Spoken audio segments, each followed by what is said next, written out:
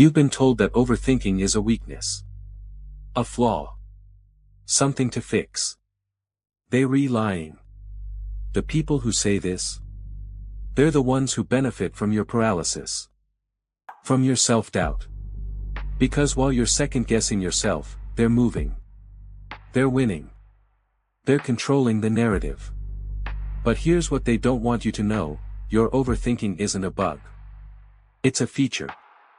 A predatory advantage wrapped in anxiety. By the end of this video, you won't just understand why you think the way you do, you'll weaponize it. You'll separate the genius from the paralysis. And you'll act with a clarity that terrifies people who operate on instinct alone. The illusion of positive thinking. The blue pill lie. Society tells you this: just stop overthinking. Live in the moment. Clear your mind. Self-help gurus sell you meditation apps. Therapists nod and validate your feelings.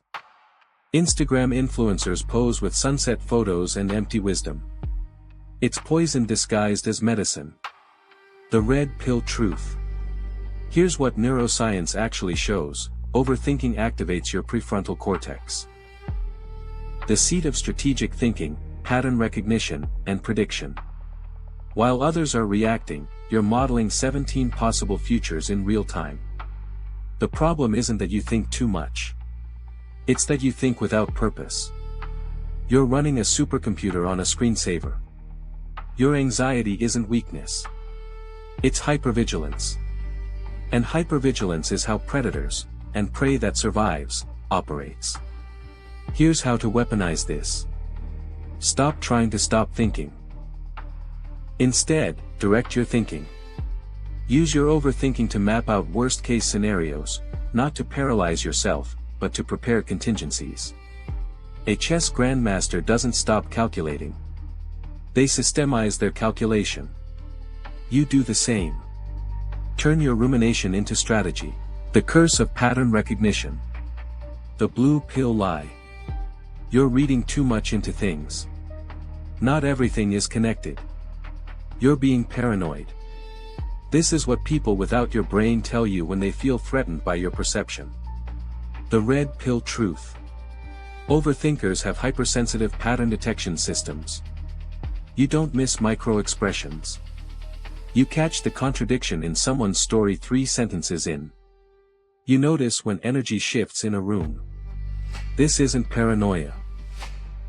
This is social intelligence on steroids. Most people operate on 10% of the information available to them. You're operating on 90%. And yes, that creates noise. Signal mixed with static. But the signal is real. The danger? You start connecting patterns that aren't there. You spiral. You create elaborate narratives in your head that never materialize. Learn the difference between pattern recognition and pattern fabrication. When you catch yourself overthinking a social interaction, ask: is this based on concrete evidence, or am I filling gaps with assumptions? Real pattern recognition predicts behavior with accuracy. False pattern recognition is just anxiety role-playing as insight. The overthinker's edge comes from trusting their instincts while fact-checking their fears. Interactive test. Quick mental exercise. Do this now. Look at the last conversation you had with someone you trust. Replay it in your head for 10 seconds. Now, did you notice anything inconsistent between what they said and their tone? Their body language? If you caught something, even something small, your pattern recognition just fired. That's your superpower. If you created an inconsistency that wasn't there, that's where your brain needs training. The paralysis to power conversion. The blue pill lie. Analysis is good, but action is better. Overthinkers never achieve anything because they're stuck in their heads. Sound familiar? This is what mediocre people tell themselves to feel better about moving without thinking. The red pill truth. Overthinking causes decision paralysis, that's true. But here's what people miss: the overthinker who learns to threshold their analysis becomes unstoppable. Why? Because they've already mentally tested every scenario. They've prepared for obstacles. They've mapped contingencies. When they finally act, they act with precision. With adaptive capacity.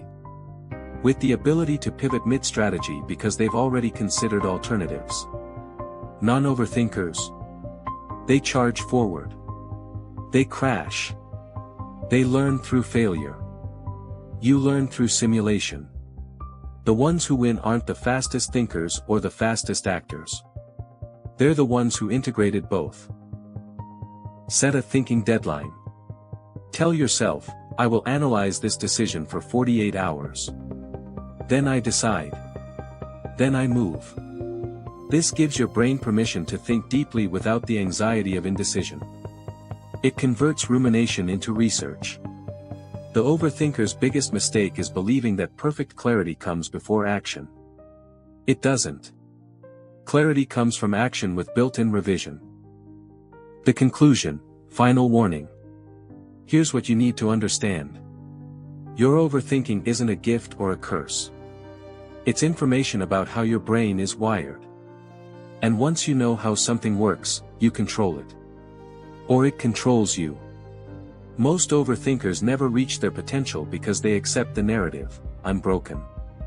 I think too much. You're not broken. You're specialized. The question isn't whether to overthink less. The question is, what are you thinking about? Are you analyzing the game? Or are you replaying your insecurities on loop? Are you strategizing? Or are you catastrophizing? There's a razor-thin line between genius and madness, and overthinkers walk it every day. The difference is deliberate control,